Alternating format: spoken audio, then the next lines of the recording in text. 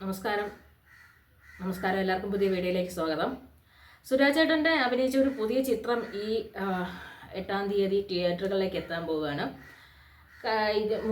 കുറച്ച് ദിവസം മുമ്പ് മറ്റൊരു ചിത്രവും തിയേറ്ററുകളിലേക്ക് എത്തിയിരുന്നു. സുരാജ് ചേട്ടൻ്റെ ഒരു അഭിനയത്തെക്കുറിച്ച് പറയുകയാണെങ്കിൽ, നമുക്ക് ഒരു ടെലിവിഷൻ ഷോയിലൂടെയാണ് അദ്ദേഹം സിനിമയിലോട്ടെത്തിയത്. രാജമാണിക്യം ആ സ്ലാങ്ങിൽ സംസാരിച്ചുകൊണ്ടിരുന്ന അതിൽ നിന്ന് പെട്ടെന്ന് അദ്ദേഹം സിനിമയിൽ സജീവമായി. അതിനുശേഷം നമ്മൾ സുരാജ് ചേട്ടനെ വിളിക്കുന്ന പേര് ദശമൂലം ദാമുവായിരുന്നു. അതിലാണ് കൂടുതലും സോഷ്യൽ മീഡിയയിലായാലും എവിടെയായാലും ദശമൂലം ദാമുവിൻ്റെ സ്റ്റിക്കർ, ദശമൂലം ദാമുവിൻ്റെ പോസ്റ്റർ, അതിൻ്റെ മെയിമീസ് ഒക്കെ ഫുള്ള് ദശമൂലം ദാമുവായിരുന്നു. അതിനുശേഷം സുരാജ് ചേട്ടൻ എന്ന് പറയുന്നത് സജനചന്ദ്രനായിരുന്നു. നമുക്കറിയാം എമ്പുരാനിലെ സജനചന്ദ്രൻ. ഈ സജനചന്ദ്രൻ പോസ്റ്റിൽ വന്നപ്പോൾ ആ ക്യാരക്ടർ റിവീലിംഗ് പോസ്റ്ററിൽ തന്നെ അന്നത്തെ ക്യാരക്ടർ റിവീലിംഗ് വീഡിയോസിൽ ഏറ്റവും അധികം കണ്ടത് സജനചന്ദ്രൻ ആ ക്യാരക്ടർ റിവീലിംഗ് ആ വീഡിയോ ആയിരുന്നു.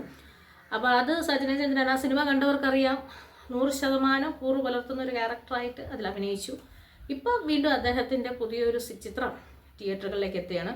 ഒരുപാട് ഇതിനിടയിൽ പോസിറ്റീവും നെഗറ്റീവുമായ ക്യാരക്ടർ ചെയ്തു.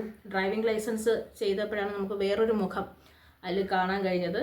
അതിനുശേഷം സജനചന്ദ്രനും അതുപോലെ തന്നെ ഒരു നോട്ടബിൾ ക്യാരക്ടറായിരുന്നു. ഇനി വരാൻ പോകുന്നത് ഒരു കോമഡി ഹൊറർ ബേസ്ഡ് ആയിട്ടുള്ളൊരു മൂവിയാണ്. അത് ഞാൻ ട്രെയിലർ കണ്ടതുകൊണ്ട് ഞാൻ പറയുന്നതാണ്, അല്ലാതെ ചിത്രം കാണാതെ അറിയില്ല. അപ്പോൾ ആ ചിത്രം വീണ്ടും തിയേറ്ററുകളിലേക്ക് എത്തിയാണ്. നമുക്കറിയാം സുരാജ് ചേട്ടൻ്റെ അഭിനയം, സുരാജ് ചേട്ടൻ്റെ ഒരു വൈബ് പ്രത്യേകതാണ്. കാരണം ഏത് നടൻ നിന്നാലും, ഇപ്പം ഏത് നടൻ്റെ കൂടെ അഭിനയിച്ചാലും അദ്ദേഹത്തിൻ്റെ ക്യാരക്ടറും അദ്ദേഹം പിടിച്ചു നിർത്തിയിരിക്കും. അങ്ങനെ അപ്പം ഈ വ്യാഴാഴ്ച വരാൻ പോകുന്ന ചിത്രവും അദ്ദേഹത്തിൻ്റെ ഒരു വ്യത്യസ്തകരമായ റോള് നമുക്ക് കാണാൻ കഴിയും.